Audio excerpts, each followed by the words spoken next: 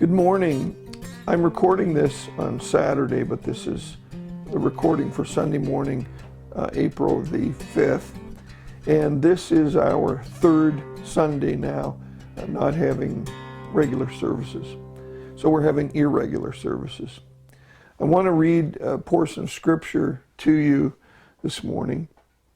But just before I do that, I just want to remind you of the format here. I'm going to break this into about three pieces, three portions, and there will be on the website some little guided reflections or assignments to maybe write or read something between portions of the sermon this morning.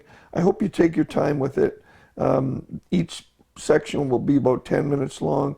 You can watch one and then maybe take some time, think about it, come back to the other later. You can actually drag this sermon out over the whole day if you wanted to.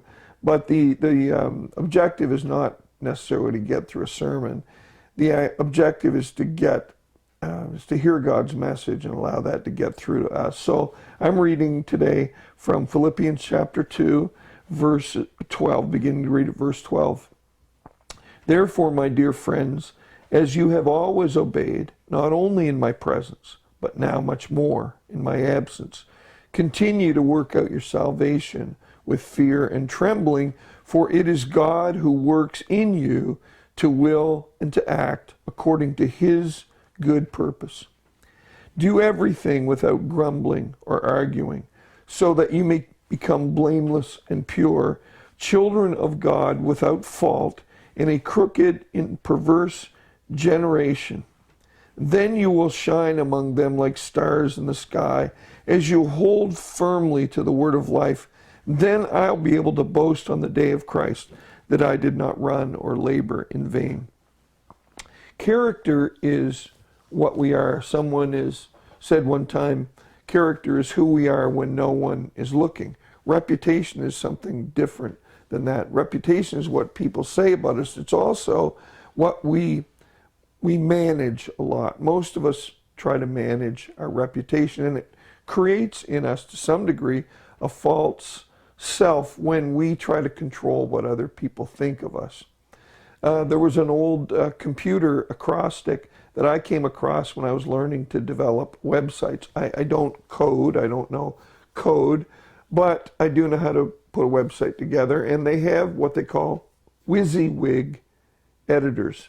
And WYSIWYG is an acrostic that just means what you see is what you get. WYSIWYG. WYSIWYG. Now that works incredibly well on computer websites. And you know what? It works even better in life. Don't you want to be that kind of person where there really is no difference between your character and your reputation? And your reputation is not something that you have to manage. Your reputation is something that emerges from a consistent demonstration over time of character. You are what people think you are. I watched a sermon illustration by a preacher named Erwin McManus one time, and he was trying to communicate the fact that what God creates, he creates with integrity. What you see is what you get. And he had a watermelon on the table and a knife, and there were a number of preachers in this seminar that he was doing. He took the knife and he sliced that watermelon open, and one slice in particular, and took a big bite of that juicy watermelon. And he said, you know, when I cut into a watermelon, I'm not looking for an orange. I'm looking for a watermelon. And the nature of God's creation is that what we see on the outside is what we get on the inside. I believe that's a great description of what God wants to do in our lives. He wants to make us the same inside and out. He's not so concerned about helping us to build a reputation as he is in helping us to build character. And that requires something of us. Really, it doesn't require perfection. For a long time, I used to think that hypocrisy was the exclusive domain of the church, but I've since discovered, do you know what? There are hypocrites in every area of life. There are a lot of people who manage reputations, and their character is quite different, and they frustrate us. And they're not just in the church, but they're there too. Someone also said one time, if a hypocrite comes between you and God, that must mean that they're closer to God than you are. So anyway, hypocrisy is a fairly lame excuse when it comes to looking at people who are not what they seem and saying, well, I'm not interested in God because there are hypocrites. A person might as well say, I'm not interested in life because there are hypocrites. But that whole character thing, that's what God does. He rebuilds us from the inside out. That's not behavior modification. That's what's called transformation, metamorphosis. We are transformed first on the inside, and then we live out of what we are. I want to just ask you today,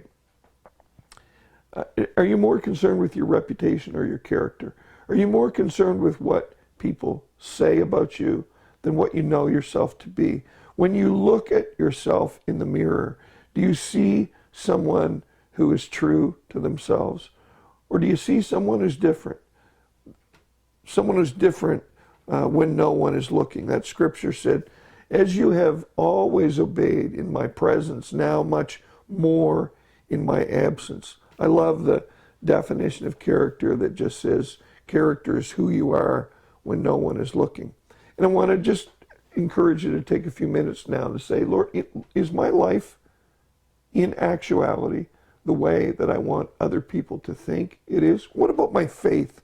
Am I as much in love with God as I want other people to think that I am? And the purpose of this reflection is not so you can feel guilty about discrepancies that you can find. The purpose of it is so that you can be open and honest before God and lay down that facade. It takes a huge amount of energy to maintain a facade.